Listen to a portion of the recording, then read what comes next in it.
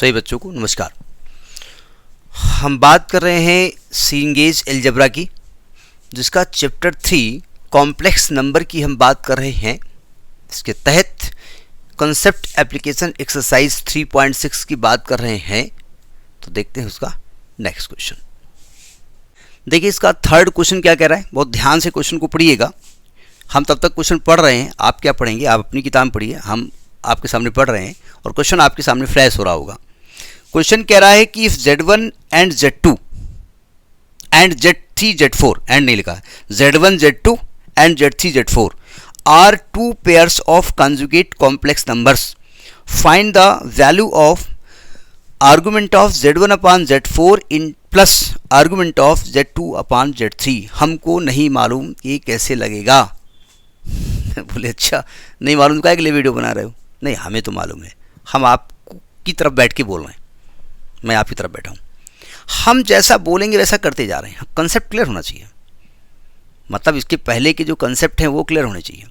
देखो ये कह रहे हैं Z1 एंड Z1 Z2 ये एक दूसरे के कंजुगेट है। यानी मैं ये जानता हूँ कि मैं अगर Z1 का कंजुगेट करूँ तो Z2 मिलेगा, या Z2 का कंजुगेट करूँ तो Z1 मिलेगा। दोनों बातें हो सकती हैं।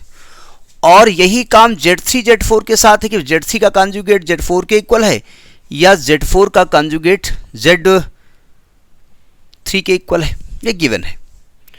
अब आपसे कह रहा है भैया आर्गुमेंट निकालो, argument of Z1 upon Z4 plus argument of Z2 upon Z3 का मान निकालो। अब कैसे निकालें भाई? तो हमने एक चीज पढ़ी है कि आर्गुमेंट ऑफ Z1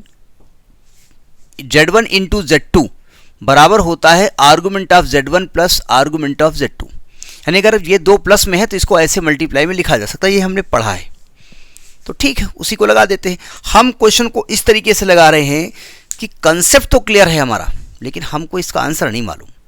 तो हम क्या करेंगे, जो गिवन है उसको लिखते जाएंगे, जो लगाना है लिखते जाएंगे, अपने आप जो आना होगा आ जाएगा।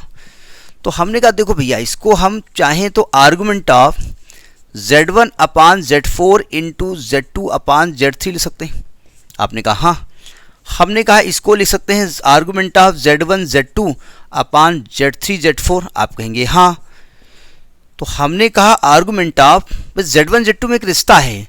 Z1 Z2 में रिश्ता यह है कि Z2 को Z1 बार लिख सकते हैं आप चाहो तो। अगर मैंने Z1 लिखा तो इसको Z1 बार लिख सकते हैं, और इसको Z3 लिखा तो इसको Z3 बार लिख सकते हैं। आपने कहा हाँ।